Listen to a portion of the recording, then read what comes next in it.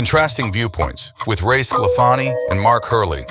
Ray has been one of the leading consultants in the financial services industry for many years, and Mark has annoyed countless people throughout the wealth management industry over the last 25 years with the white papers he has written. Today, they're going to provide their insights into what is really going on in the industry, some of the more absurd things they've seen, and also for anyone in this industry, some issues they should be thinking about as they try to build their business.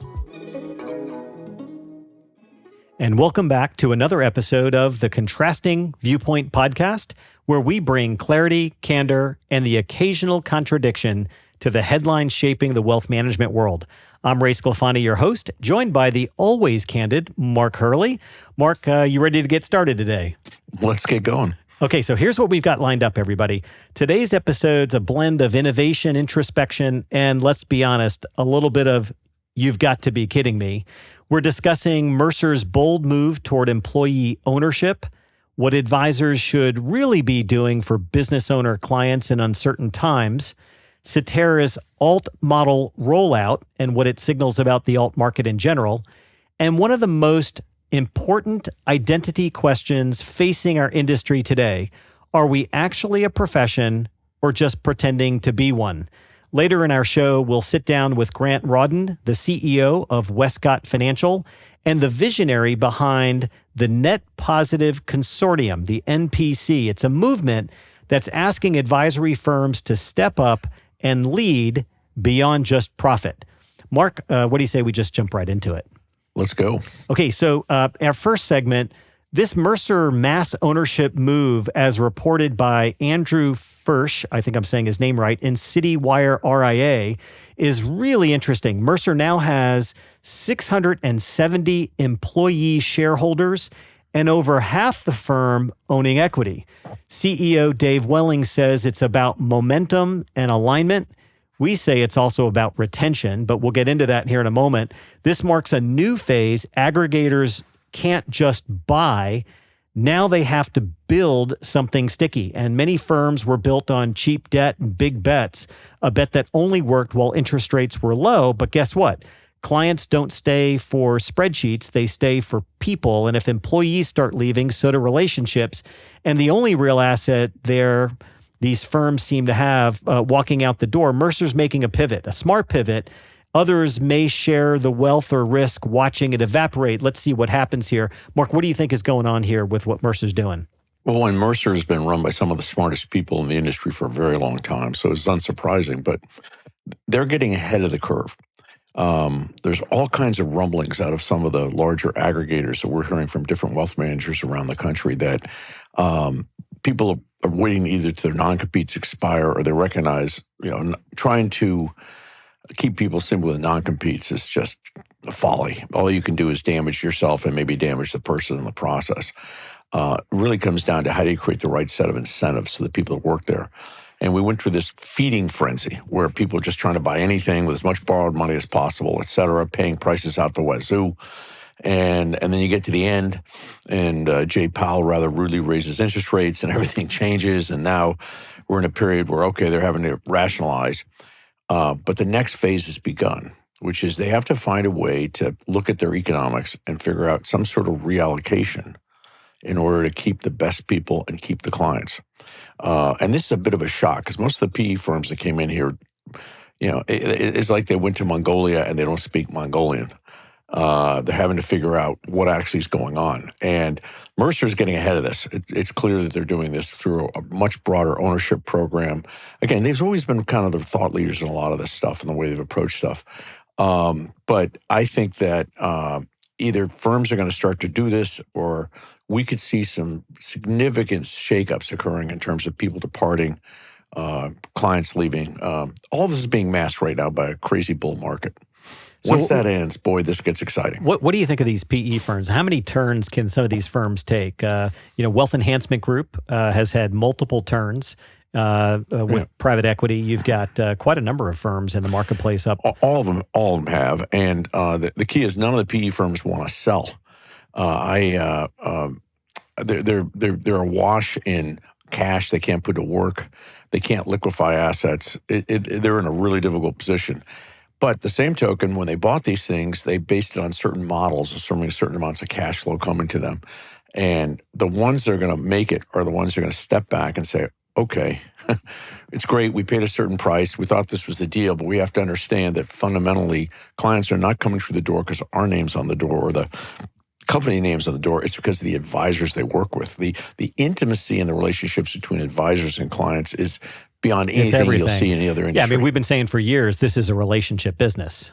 Yeah. Every advisor I know has clients who've told them stuff they won't tell their spouse. That's how intimate the relationships are and how powerful they are. And if those people start to leave, oh boy, things can get really interesting. Big problem. And I think there's one firm in particular, which I shall not name, I think is particularly vulnerable. We're hearing all kinds of rumblings about it. It's one of the biggest ones. Yeah. There's also a lot of talk about these two big firms coming together. That's the next wave, what's going to happen with private equity. I'm also hearing quite a number of these firms considering, hey, when's the right time to go public? Yeah, I doubt the public side. And the reason why I doubt the public side is that the private markets are still in la-la land, and largely because there's $1 trillion of dry powder that hasn't been put to work yet.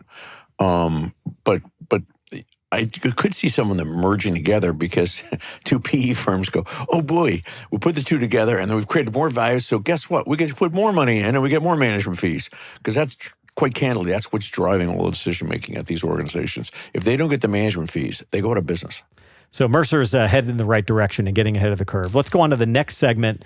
Advising business owners in uncertain times. Ben Matlin of FA Magazine reported business owners are carrying a different kind of anxiety, whether it's cost hikes, supply chain chaos, unpredictable tariffs, and the best in the business, the advisors who work with business owners are stepping up in new and different ways, not just managing their portfolios, but stress testing balance sheets, auditing vendor risk management, helping clients get proactive about pricing and margin control. These sound like business consultants, Mark, not necessarily just wealth advising. This is, Wayne Gretzky's father used to say he was so good because he was always going not where the puck was, but where the puck is headed. This is where the puck is headed. Wealth management is about managing wealth. It's not managing investable assets.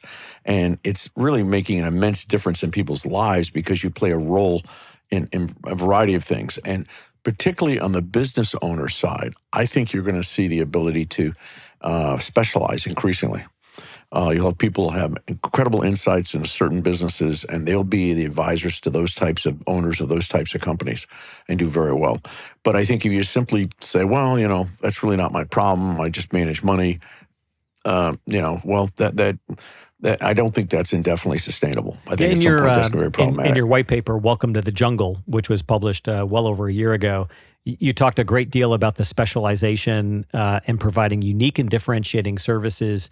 That it's not just a target market. It's not just a niche within that target market.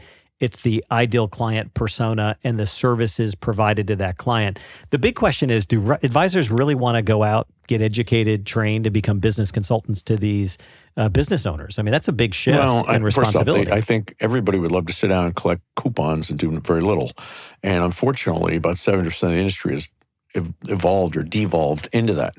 Now, on the other hand, the ones that are growing rapidly are going much more beyond that, and they're playing a bigger and bigger role.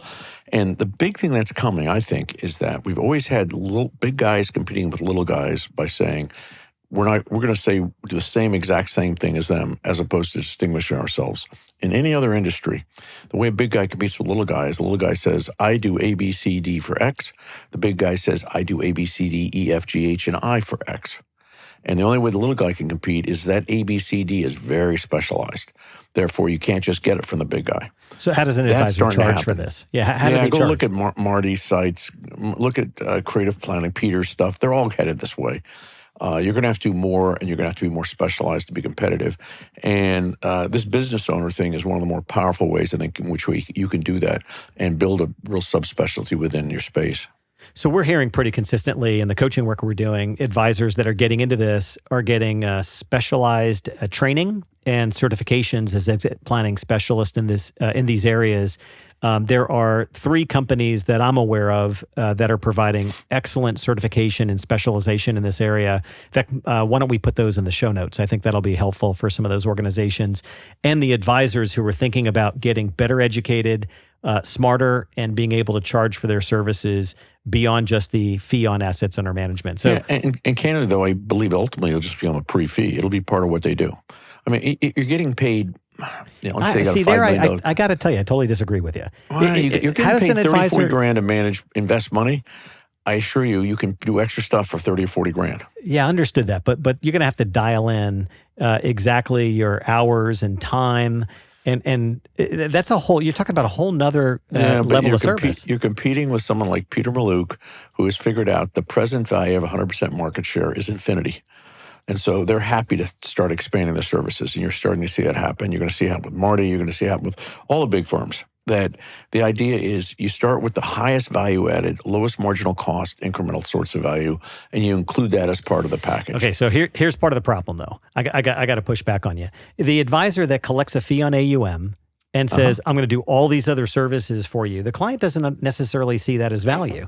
Unless they can identify that, document it, you're wrapping services into a fee on asset under management. Are you suggesting that people are actually going to have to demonstrate value? Oh my goodness! Okay. Oh my God. In the 70s, how do you come up with these radical ideas? In the 70s, Mercedes-Benz ran a commercial. It's in the absence of value, fee is always a question. And yes. Look, I don't think we're going to a world where advisors are going to have to start collecting a check on a quarterly basis and telling clients, hey, we're not charging you any more or less. It's the same $10,000 a year fee on assets under management. Write me a check for $2,500 a quarter. I don't think we're going that direction. By the way, if we did, most advisors would probably have clients questioning the fee. I get what you're saying on that front. They're actually doing it. They're just doing it hiddenly by charging on assets, which is one of the most brilliant aspects of this model, particularly because the assets over time generally appreciate. So quite candidly, when the history of business is written, advisors are going to show up as the top, as the most brilliant business model possible. That said, we don't really have competition for clients right now. There still are far more potential clients out there than there is the people ability to capture them. Yes, now you have to, every client interviews 2 or 3 advisors at once. When it gets to the point that they're just being besieged by advisors, then the economics change. And the reason is there are 7 million more Americans between the ages of 45 and 60 than there are 60 to 75. So this industry is going to more than double in terms of the number of clients. And 70% of the industry has been somnambulant when it comes to marketing for more than a decade. When all that changes, then we'll see whether you or I are correct on what people have to do. So the message really here is the next evolution of advice is more specialized, it's more strategic. If you're paying attention to the business owner, then don't just manage their wealth, help them preserve the business that creates it. Yeah. And this is, if you look at any other industry, this is how it works. Okay, let's go on to segment number 3. Cetera joins the arms race as reported in wealthmanagement.com. Cetera rolls out its first alternative investment model. They're not alone.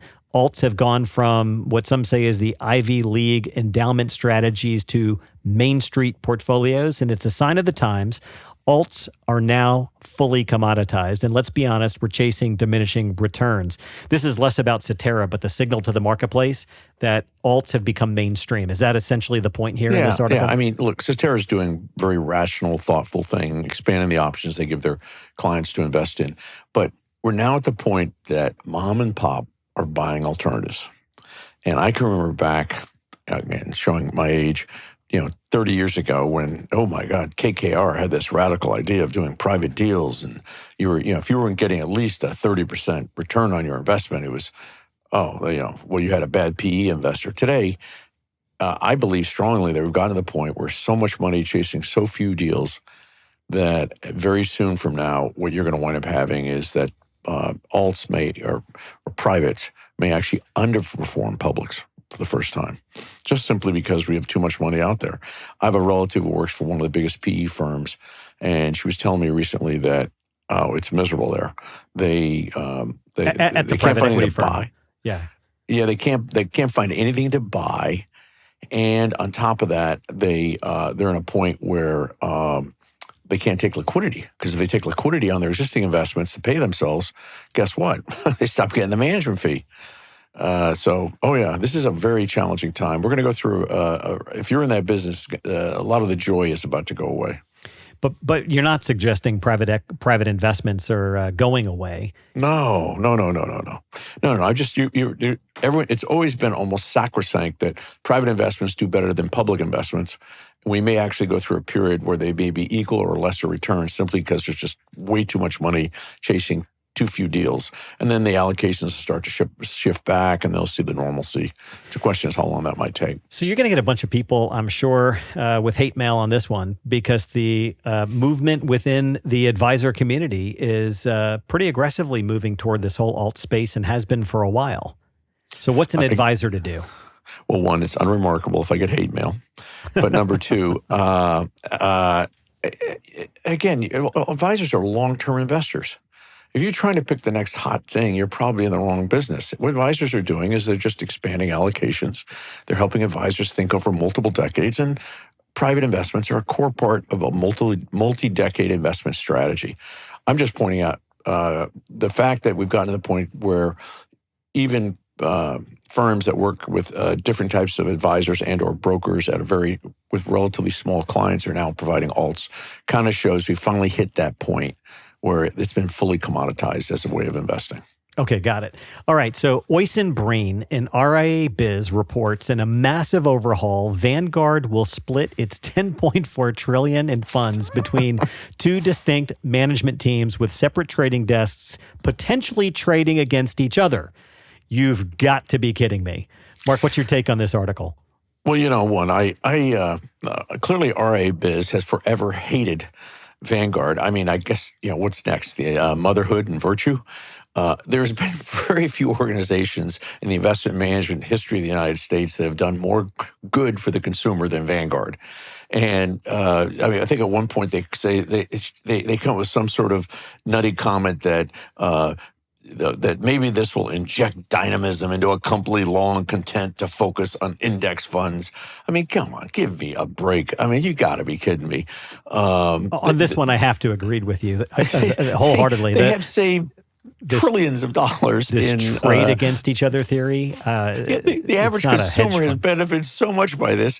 I mean, it's like, I guess these guys must sit around and say, how can we criticize them? Okay, they have $10.5 trillion, and so they're going to split it into a couple trading desks.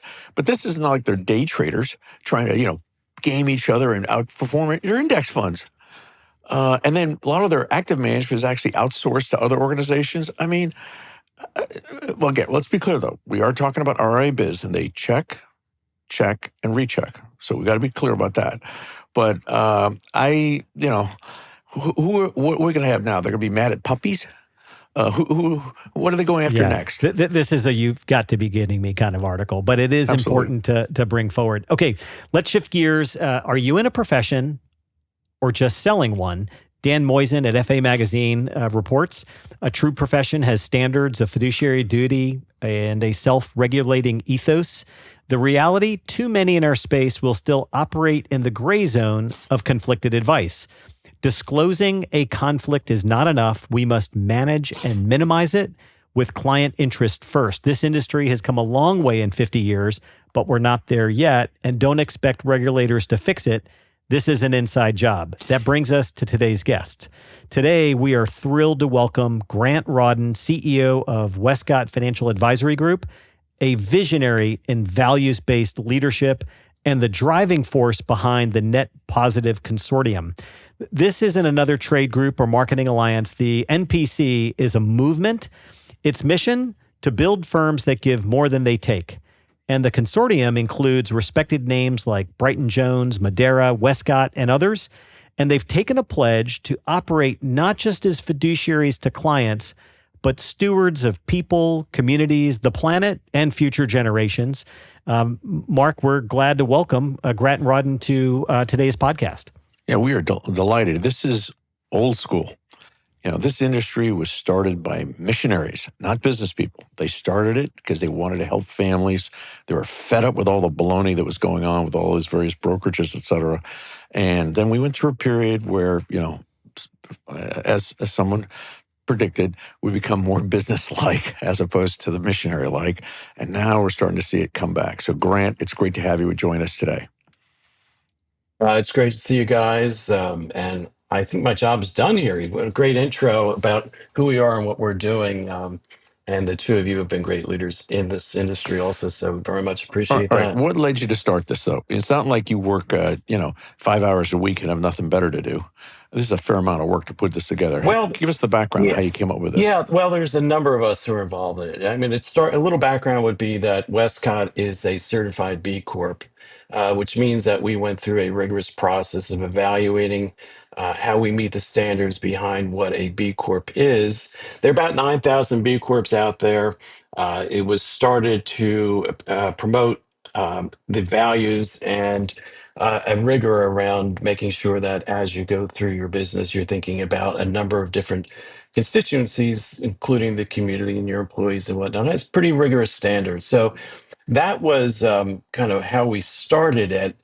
And then in talking to some of our great peers or colleagues in the industry, in the financial services industry, there were a number of reasons why many companies didn't want to go to that rigor, and in part because there were specific standards that didn't necessarily align with what their focus was.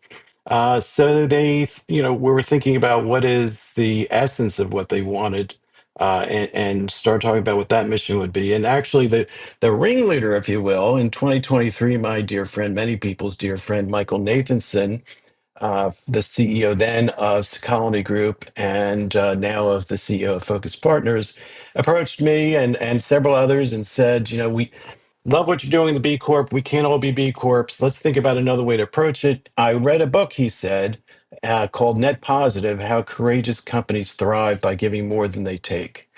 And that became the baseline for how we were approaching this. And that is, led to great conversations among many of us, including the firms that you mentioned and some others, and came to a pledge that we wanted to lay out the gauntlet to throw down to our industry, to the professionals, to our friends, and many who were doing these things anyway. And our pledge was that we wanted to be a net positive company, giving more to the world than we take.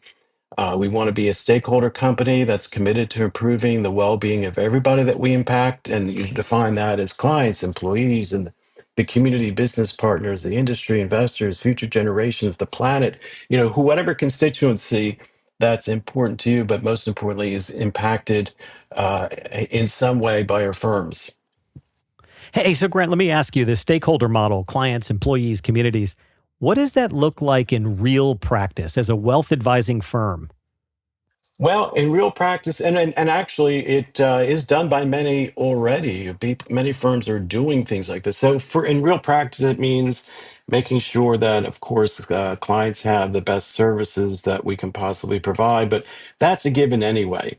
It means for employees thinking about things to do to make their life easier, or to encourage. For example, we run a public transit program. We make sure that our offices are located within public transit zones. If somebody who either can't afford to have a car or doesn't want to drive can be able to take public transportation to our office location.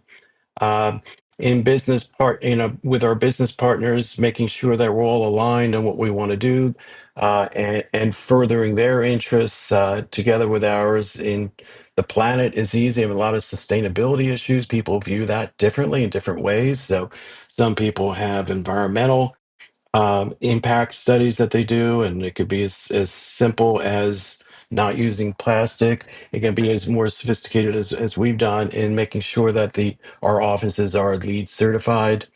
And so it really runs the gamut. It's really a lot about being very thoughtful, being very deliberate in the mission of doing things a better way. You have a choice between two ways to do it. One is just sort of the way you normally would do it, and the other is being very thoughtful about who you impact.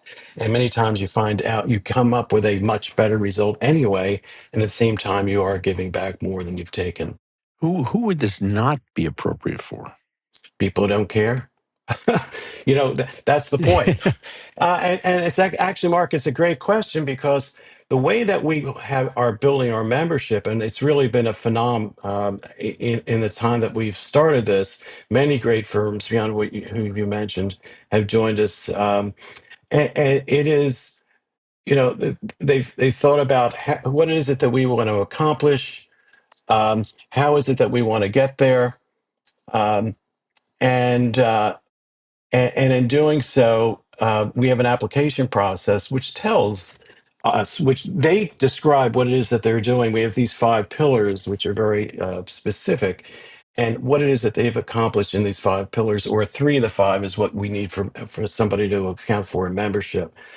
So, to the extent that they have already been thoughtful about this, and what we have found is people who are applying for membership very easily write up what they've done in their various programmatic areas and in their practices, and have already accomplished many of the efforts that we want to collectively see in at least 3 of the 5 pillars. So somebody who's not caring about it, not thoughtful about it, and but we find that in our industry we are all high. We are by definition very empathetic, very thoughtful, very caring, or we couldn't do great jobs for our clients that we do. So many already qualify. Grant, walk us through something you've created called an inventory assessment. I think you're alluding to some of that, but be really specific. Like what's included in it and how is it used? So the inventory assessment is really, it's a self-discovery process. Many already would have done it informally, but it's in there describing what it is that they've done in these various pillars. So, for example, in a pillar that is focused on environment, they may be descriptive of various programs and conscious things that they've done to promote the environment, to be careful about the environment, and they through that process of the inventory, they are descriptive to themselves and to us as potential members, as to what they are working on and what they also may want to achieve as they go forward. So it's a document, and it's one of the qualifying documents that goes together with their application in order for them to appreciate, and for us to appreciate, that this is somebody who really sees this not as an opportunity to maybe puff about what their caring is, but in fact is deeply devoted to it. It's not a very difficult thing to accomplish, to assessment. As a hardcore capitalist on this call, Hardcore. I find it Hardcore. Hardcore. yes, I find this is brilliant because we have an industry, and I'm not saying you're not doing it for the right reasons. Let's be clear, but I think there's another more powerful aspect that you kind of touched on in that book you read, which is we have an industry right now that is starting to become, a lot of people in it are starting to think, okay, what do I want to do going forward? We've had enormous aggregation, many, many big firms, although I noticed some of the aggregators are participants here. And you're trying to figure out what kind of place do you want to work at? And what you're giving here is the ability for them to have a vocation, as opposed to just, you've taken what they do for advisors on the vocation side and in general, and now you're making it a bigger vocation as part of this. But because I'm also being the hardcore capitalist, the cynic here, I could see people joining because they think it'd be good for their business. How do you police this?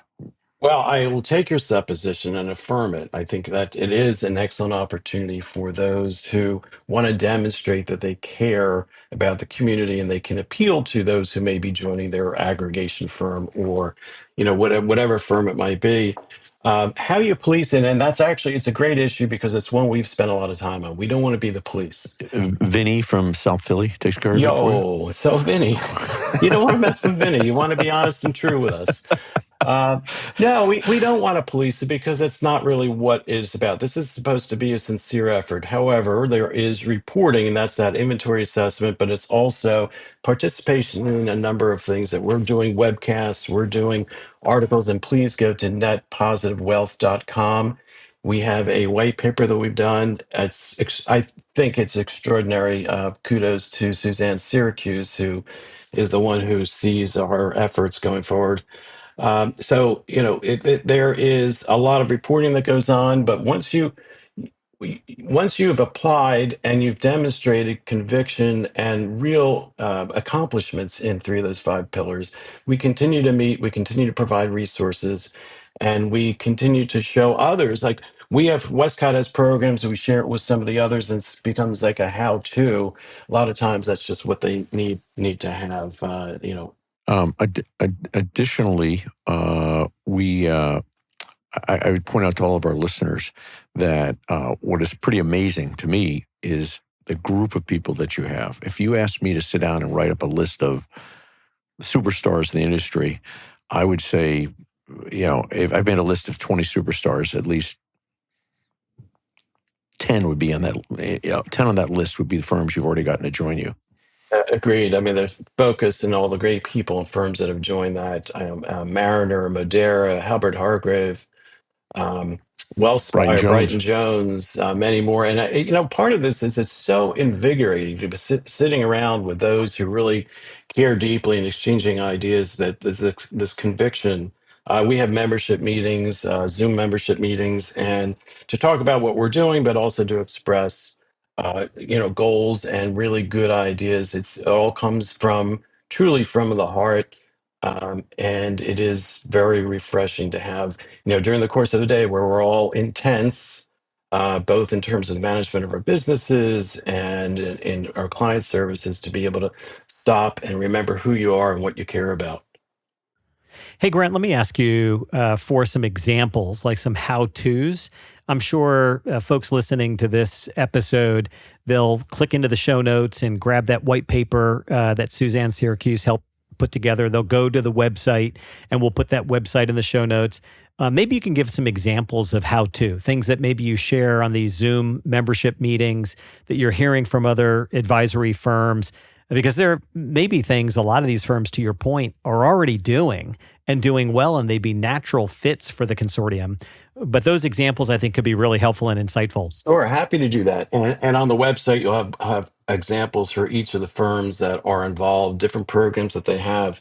So yeah, if you take it by the pillars, I think the employee efforts are really interesting. And what I mentioned about the what we do in terms of transit. There are a host of other services that you look for, not just the usual benefits, but other things in terms of other healthcare support, mental health care support, and then you go into areas of in the community. For example, many are involved in things around children, homeless shelters. Some are involved in other areas around financial clubs, and these are for teaching those who are trying to build wealth in an urban community and actually being there and working with them in terms of establishing credit and the like. I mean, it really could be programs. Financial literacy, those kinds of... Exactly.